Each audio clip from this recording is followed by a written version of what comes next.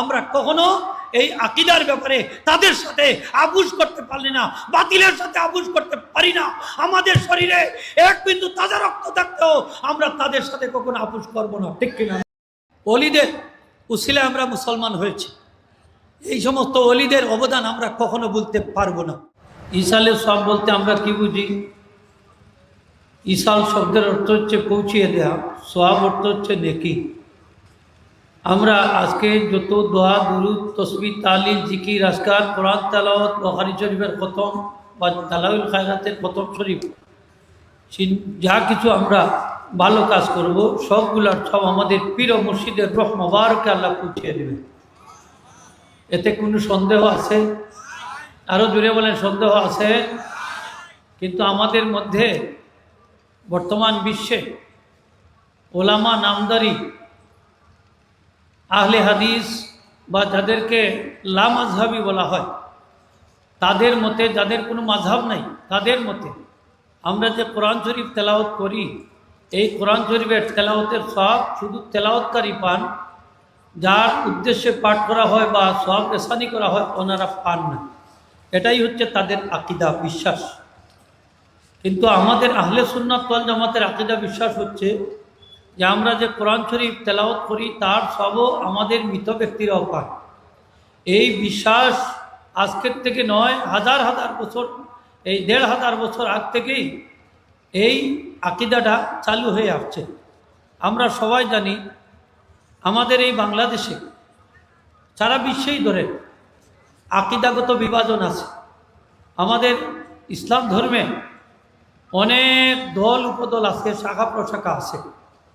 শুধুমাত্র আকীদার ভিত্তিতে আমরা এই বিভাজন, এই সমস্ত দলের মধ্যে একটি মাত্র দলকে আল্লাহ রসুল জান্নাতি বলে আজ থেকে ১৫০০ বছর আগে ঘোষণা দিয়ে গেছেন। সেই দলটা হচ্ছে মা আনা আলাইহি ওয়া আসহাবি।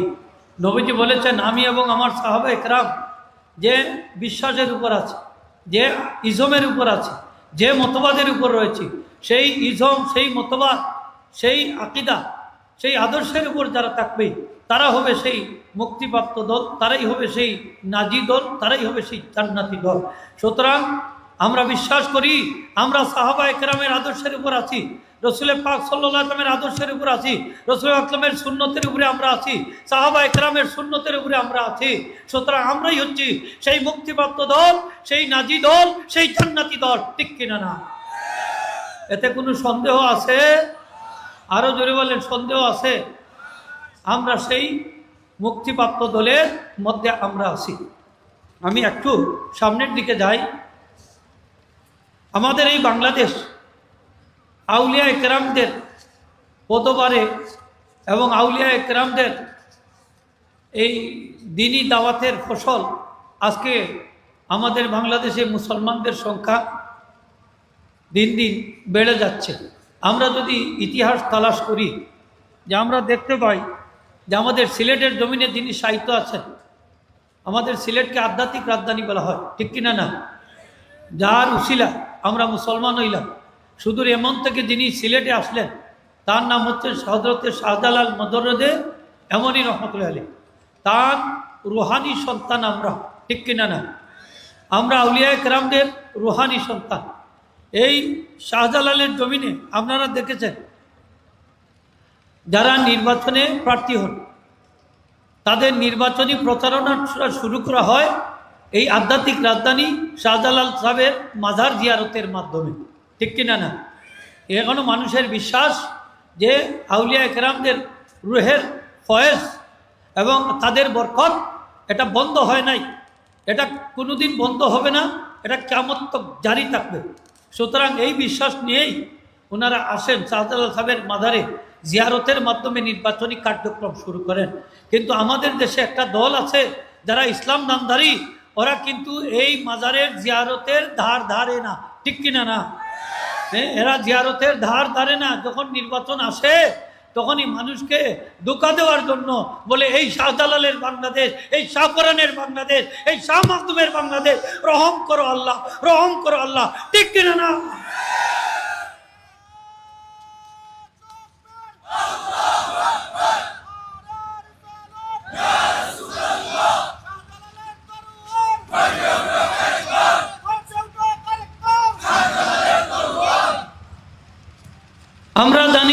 এই শাহজালাল সাহেব সিলেটের জমিনে নদী পার হয়ে এসেছিলেন কিসের মাধ্যমে?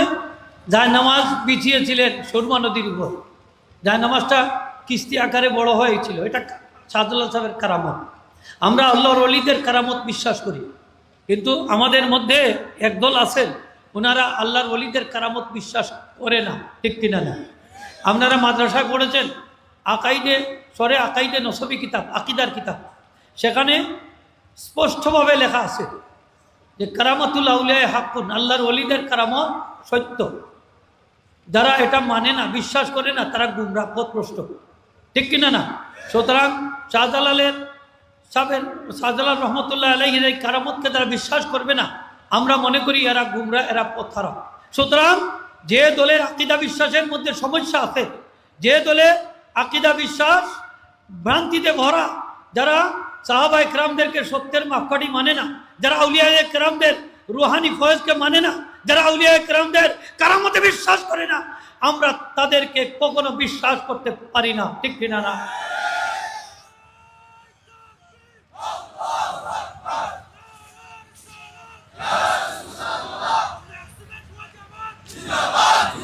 আমরা সিলেটের মুসলমান, এই শাহজালাল সাহেবের কাছে ঋণী। আমরা এই ঋণ কোনোদিন পরিশোধ করতে পারবো না। ঠিক কিনা না? শাহজালাল রহমতুল্লাহ আলাইহি সুদূর এমন থেকে এই সিলেটের জমিনে তাশরিফ এনেছিলেন। সিলেটের মাটি এমনের মাটি, সিলেটের মাটি শাহজালাল সাহেবের ঘাটি, সিলেটের মাটি এমনের মাটির সাথে মিল আছে। ঠিক কিনা না? এই শাহজালাল এমনি রহমতুল্লাহ আলাইহি যদি আজকে এই সিলেটের জমিনে সাহিত্য না হতেন, তাহলে আজকে আমরা সিলেটবাসীরা ধন্য হতাম না। আজকে সিলেটের এত মর্যাদা। আপনারা বাংলাদেশের যে কোনো ডিস্ট্রিক্টে যাবেন, শুধু পরিচয় দিবেন আমার বাড়ি সিলেট, ওরা বলবে যে শাহজালাল সাহেবের দেশের মানুষ, ওলি আল্লাহর দেশের মানুষ। সম্মান বাড়ে না? বাড়ে না? বাড়ে কিনা? বাড়ে না? বাড়ে। শুধু তাই নয়, বাংলাদেশ নয়, সারা বিশ্বেই সিলেটের দাম আলাদা, একমাত্র শাহজালাল মনি রহমতুল্লাহ আলাইহির বদৌলতে। ঠিক কিনা না? যার হুকদা, সিলেটি ভাষা কোন, যার হুকদা সিন্নি খাইলায় মুল্লা চিল্লায় না। ঠিক কিনা? আজকে শাহজালাল সাহেবের বদৌলতে এত মর্যাদা আমরা লাভ করেছি, কিন্তু শাহজালাল সাহেবকে আমরা এখনো চিনতে পারি না। মাহতারাম হাজিরিন, আমি অত্যন্ত পরিতাপের বিষয় যে আজকে আমরা এই বাংলাদেশে এত ইসলামী দল থাকতে, কিন্তু আমরা কেন আমরা আলাদা? অনেকে বলে যে আপনারা কেন একত্রিত হন না? কিভাবে একত্রিত হব? আমাদের যাদের আকিদার মধ্যে সমস্যা আছে, আমরা কখনো এই আকিদার ব্যাপারে তাদের সাথে আবুজ করতে পারি না, বাতিলের সাথে আবুজ করতে পারি না। আমাদের শরীরে এক বিন্দু তাজা রক্ত থাকতেও আমরা তাদের সাথে কখনো আবুজ করব না। ঠিক কিনা?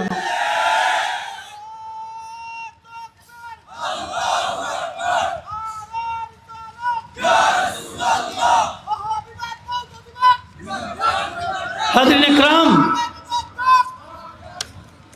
আজকে আমরা হুঁশিয়ার হওয়ার দরকার। আমাদের ইমানের উপরে চ্যালেঞ্জ আসছে। আমরা মহা মুশকিলের মধ্যে, মহা সদ্দিক্ষণে আমরা আছি। আজকে দেখেন, আজকে আমরা মাজার জিয়ারতে আসি, কোনো অলি আল্লাহর কাছে কিছু চাই না। ফুলতলি সাহেব কুবলার আমাদের মাজার জিয়ারতে আসি, ফুলতলি সাহেব কুবলার কাছে আমরা কোনো কিছু চাই না। আমরা তো চাই আল্লাহর কাছে। কার কাছে চাই? একটু শক্ত করে বলেন, কার কাছে চাই? আল্লাহর কাছে চাই। কিন্তু আল্লাহর ওলিদের উসিলা আমরা নেই, এই তো কথা। ঠিক কিনা না? আল্লাহর ওলিদের উসিলা নেয়া, নেককার লোকদের উসিলা নেয়া, এটা হচ্ছে সুন্নতে আম্বিয়া। জুড়ে হোক সুবহানাল্লাহ।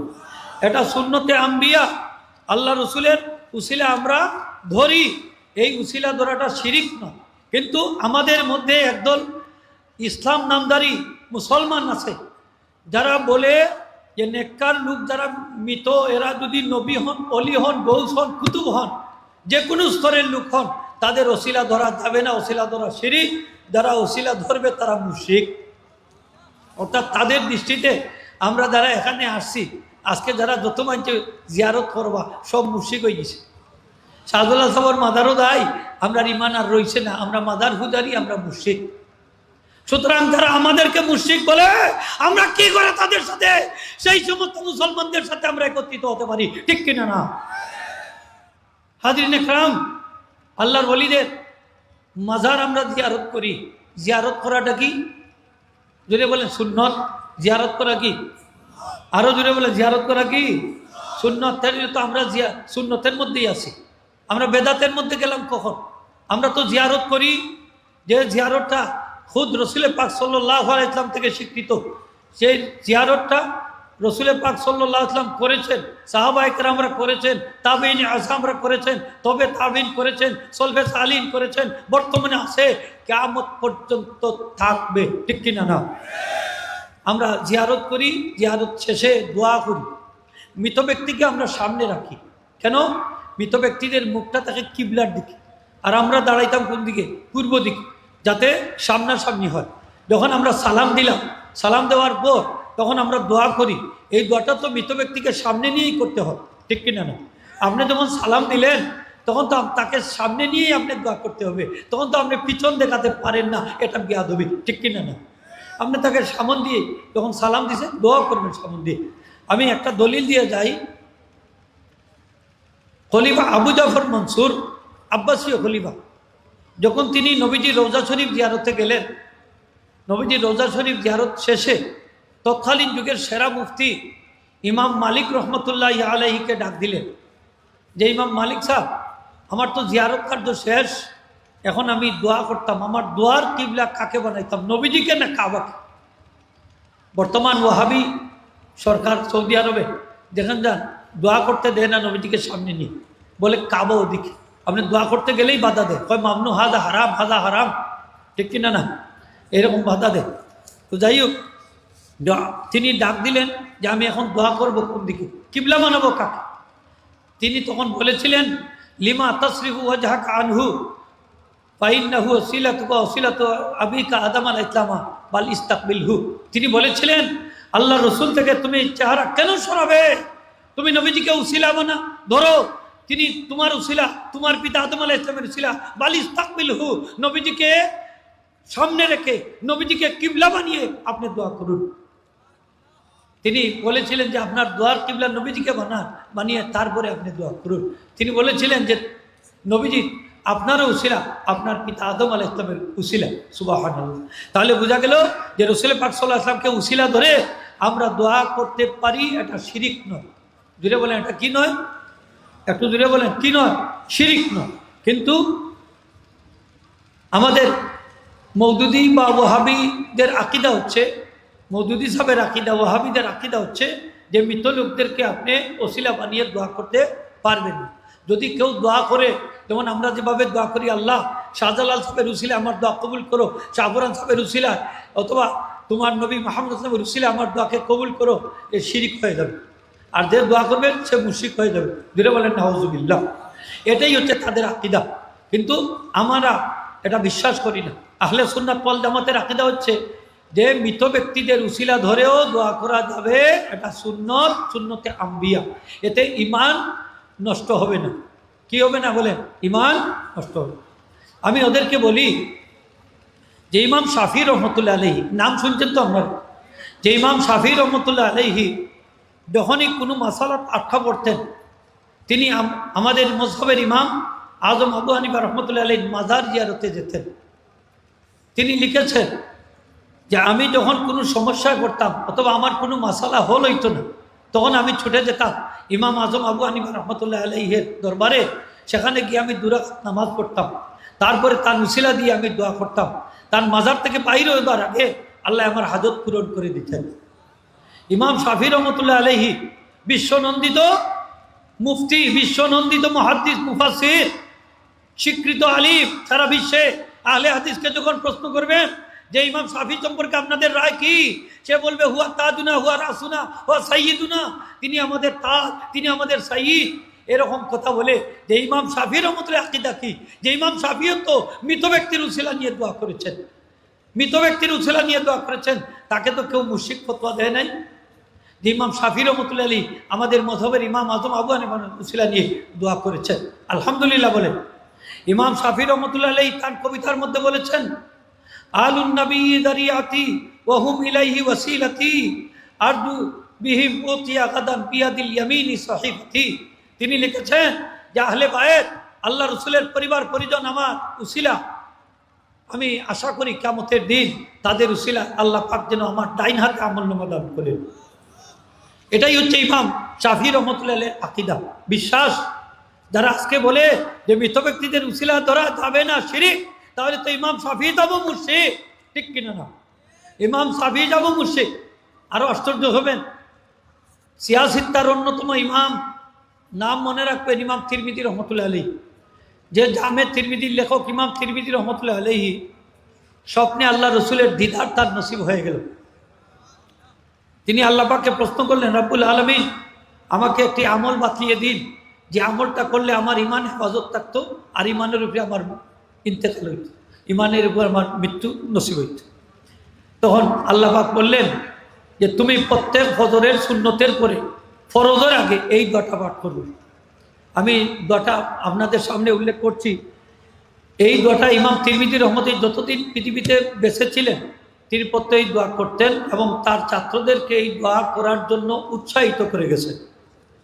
সেই দোয়াটি হচ্ছে, এলাহি বিহুরমাতিল হাসানে ওয়া আখিহি ওয়া জাদ্দিহি ওয়া বনিহি ওয়া উম্মিহি ওয়া আবিহি নাজ্জিনি মিনাল গাম্মিল্লাযী আনা ফীহি ইয়া হাইয়্যু ইয়া কাইয়্যুম ইয়া যাল জালালি ওয়াল ইকরাম আসআলুকা আন তুহীনি কলবি বিনুরি মারিফাতিকা ইয়া আল্লাহু ইয়া আল্লাহু ইয়া আল্লাহ ইয়া আরহামার রাহিমিন। এই যে একটু লম্বা দোয়া, এই দোয়ার মধ্যে উসিলা আছে। তিনি দোয়া করেছেন, এলাহি বিহুরমাতিল হাসানে ওয়া আখিহি, হে আমার আল্লাহ, ইমাম হাসান এবং তার ভাই ইমাম হুসাইনের উসিলা তুমি আমার দোয়া কবুল করো। এই দেখেন, ইমাম হাসান এবং ইমাম হুসাইন কত আগে এই দুনিয়ার থেকে বিদায় নিয়েছেন। তিনি আল্লাহ পাক তাকে উসিলা দিয়ে দোয়া করার জন্য বলেছেন যে ইমান হেফাজত থাকবে, ইমানের উপরে মৃত্যু নসিব হবে। সুবহানাল্লাহ বলেন। যে ইমাম তিরমিজি রহমতুল্লাহ যতদিন দুনিয়াতে বেঁচে ছিলেন তিনি এই দোয়া করেছেন, তার ছাত্রদেরকে এই দোয়া করার জন্য উৎসাহিত করে গেছেন। সুতরাং ওসিলা ধরা যদি, মৃত ব্যক্তিদের ওসিলা ধরা যদি শিরিক হতো, তাহলে ইমাম তিরমিজি কখনো এই দোয়া করতেন না, ঠিক কিনা না? দোয়া করতেন না। তাই তো ইমাম তিরমিজিকে কেউ তো মুশরিক বলে ফতোয়া দেয় নাই।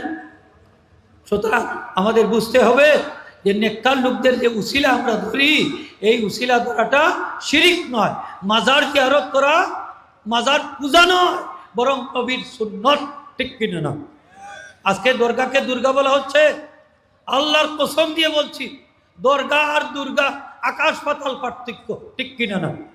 দরগা এক জিনিস আর দুর্গা আরেক জিনিস। বলেন, দরগা এক জিনিস আর দুর্গা আরেক জিনিস। ওই দুর্গা হিন্দুদের প্রতিমা, আর দরগা তো আল্লাহর ওলিদের আস্থানা, দরবার ফার্সি শব্দ। যেমন দরগা হে হযরত শাহজালাল, মজররতে মনি রহমত, দরগা আস্থানা, যে শাহজালাল মজররতে মনি রহমতুল্লাহ আলাইহি যেখানে সাহিত্য আছে সেটাকেই দরগা বলা হয়। সেখানে আমরা যাই এবং আমরা জিয়ারত করি, যা কিছু তেলাওয়াত করি সব কিছু তার রুহের মধ্যে আমরা বসাইয়া দেই। এই শাহজালালের রুহ মোবারক আল্লাহ ইসগুলা পৌঁছিয়ে দেয়। ফুলতলি সাহেবুল্লাহ রহমান দরবারে আমরা আসি, তার মাজার জিয়ারত করি, যা কিছু তেলাওয়াত করি তার রুহ মোবারকে পৌঁছিয়ে দেয়। এমনইভাবে বিশ্বের যত মুর্দেগান আছে তাদের রুহের মধ্যে আমরা সওয়াব রেসানি করি। এর আমরা বিশ্বাস এইগুলার সওয়াব তারা পাবেন এবং তারা উপকৃত হবেন। শুধু তাই নয়, হাদিস শরীফে এসেছে যে এই সওয়াবগুলা লাভ করে তারা খুশিও হন। এমনকি এই মৃত ব্যক্তিরা আমাদের জন্য দোয়াও করেন, বলেন সুবহান। যেমন আমাদের পীর মুর্শিদ দুনিয়া থাকতে বলতেন যে আমি মরার পরে তোমরা আমার জন্য দোয়া করিও, আমিও কবরে গিয়ে তোমাদের জন্য দোয়া করব। সুবহানাল্লাহ বলা যাবে না? একটু আওয়াজই বলেন সুবহানাল্লাহ। তাহলে বোঝা গেল আল্লাহর ওলিরা কবরে মৃত না জীবিত? একটু জুড়ে বলেন, মৃত না জীবিত? জীবিত। হ্যাঁ, রূহটা তো জীবিত ভাই, রূহ তো মরে না, রূহ তো ট্রান্সফার হয়, ইন্তেকাল করে এক জায়গা থেকে আরেক জায়গায় যায়। এই জন্য তো আমরা বলি অমুক ভাই ইন্তেকাল করেছে, মানে রূহটা ট্রান্সফার হয়েছে। রূহ তো মরে না, বডিটা তো ডেড বডি। এই বডিটা তো আপনার এই রূহ থেকে যখন আলাদা হয়ে যায় তখন তার কার্যক্রমটা হারিয়ে ফেলে। যখন কবরে যায় তখন রূহটা তো আল্লাহ বডির মধ্যে আবার ফিরিয়ে দেন। এই জন্য নুজাতুল মাজালিস কিতাবে উল্লেখ করা হয়েছে যে মৃত ব্যক্তিকে যখন কবরে রাখা হয়, তার বডি যখন মাটি স্পর্শ করে, টাচ করে, তখন তার দেহের সাথে রুহের সাথে দুইটা জিনিসটা মিলিত হয়। একটা হচ্ছে সেই মৃত ব্যক্তির জন্য যত দোয়া আমরা করি সেই দোয়াগুলো সব তিনি লাভ করেন, তার জন্য যত দান সদকা করি তার সবও তিনি লাভ করেন। সুবহানাল্লাহ। এই জন্য আমরা মৃত ব্যক্তিদের জন্য আমরা দোয়া করি, বিশেষ করে জানাজার পরেও আমরা দোয়া করি। করিনি না? একটু আওয়াজ দিয়ে করিনি? মৃত ব্যক্তিদের জন্য আমরা দোয়া করি। এই দোয়ায় আমাদের মৃত ব্যক্তিরা উপকৃত হন কিনা হন না? একটু আওয়াজ দেওয়া হোক। হয়নি, তারা লাভ হয়নি না লস হয়? কি লাভ হয়? যে আমরা যখন এই দোয়াগুলা তাদের জন্য করি, ধরেন সূরা ইখলাসটা 3 বার পাঠ করলাম। সূরা ইখলাস যদি আমরা 3 বার পাঠ করি, এক কদম কোরআন শরীফের সব, এক কদম। আলহামদুলিল্লাহ সূরা একবার পাঠ করি, নবীজি বলেছেন তাদিলু সুলুসাইল কোরআন, সারা কোরআনের 3 ভাগের 2 অংশের সমান। সুবহানাল্লাহ বলে।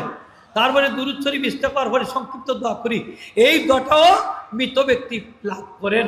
তারপরে আমরা দোয়ার মাধ্যমে সুপারিশ করি যে আল্লাহ এই মৃত ব্যক্তিকে আপনি মাফ করে দিন বা তাকে জান্নাত নসিব করে দিন।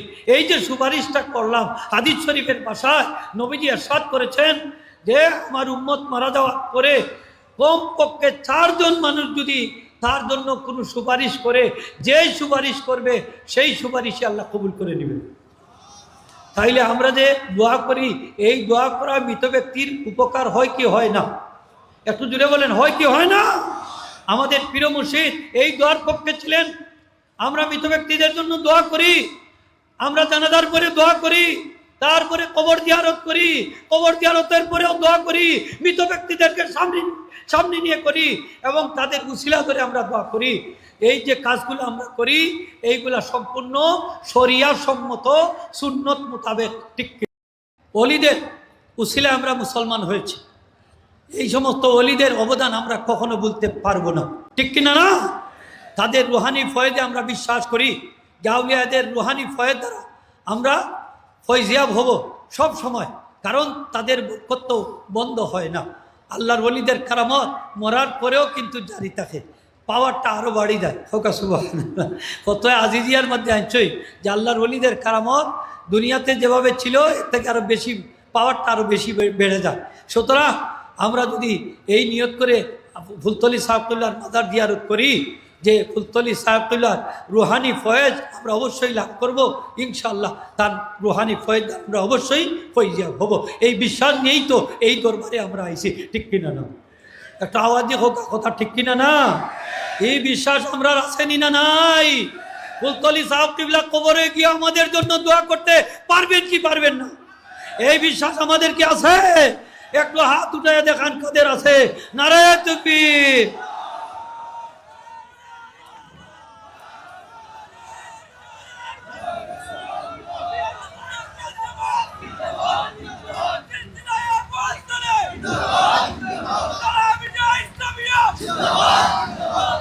হাজরিন ইকরাম, আমাদের প্রিয় মুর্শিদ আমাদেরকে প্রকৃত নবী প্রেমিক হওয়ার সবক দিয়ে গেছে, ঠিক কিনা না?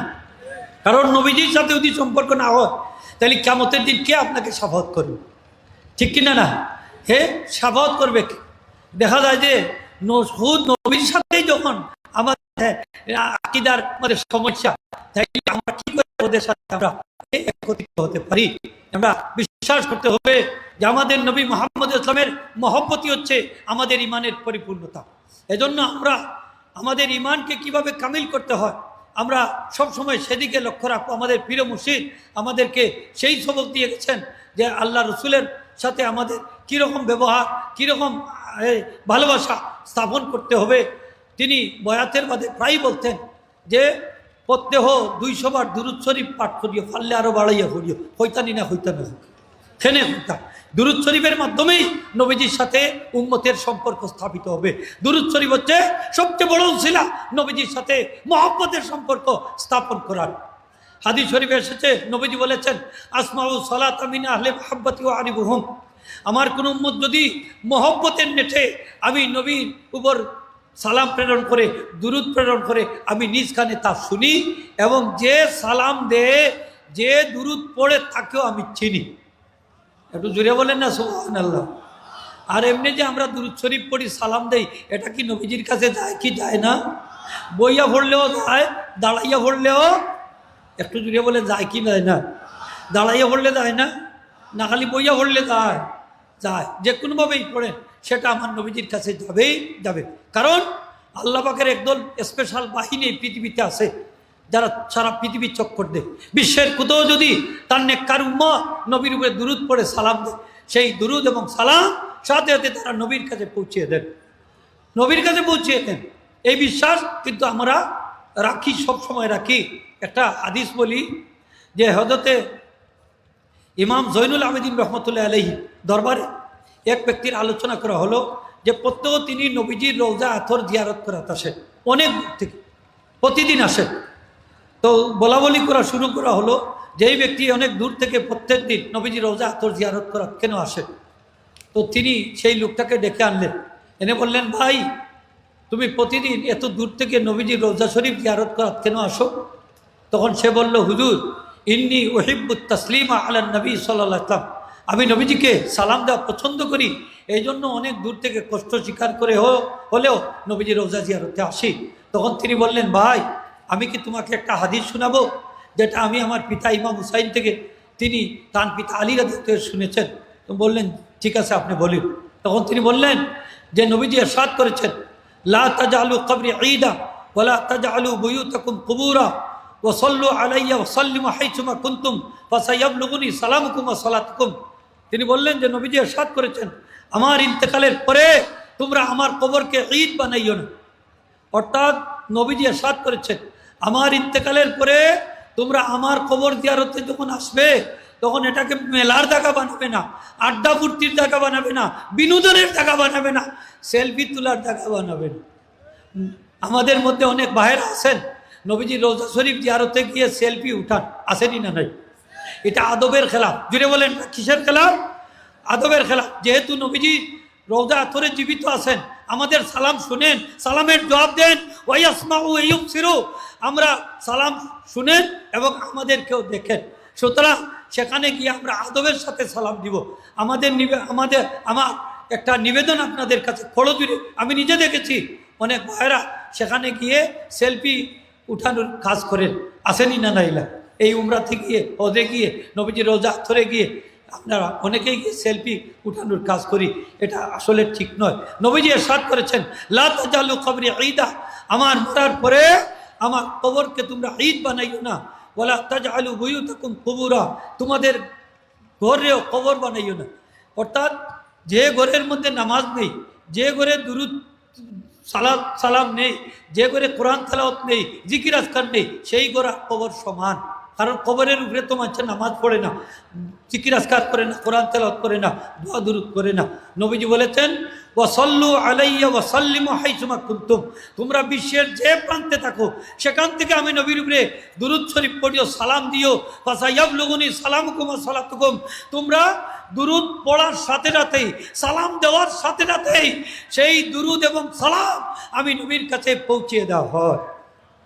তাইলে আমরা বাংলাদেশ থেকে যদি নবীজির সালাম দেই, দুরূদ পড়ি, এটা কি যাবে কি যাবে না? এই ফুলতলির বালাই হাওরের মাঠ থেকে যদি সালাম দেই, সালাম কি যাবে না? দুরূদটা কি যাবে না? অবশ্যই যাবে। তিনি বললেন যে ভাই প্রত্যেক দিন কষ্ট করে নবীজির রওজা আথর জিয়ারত করা আশা লাগবে না, মাঝে মাঝে বাড়ির থেকেও সালাম দিও, দুরূদ পড়িও, এটাও নবীর দরবারে আইয়া পৌঁছবে। সুবহানাল্লাহ বলে।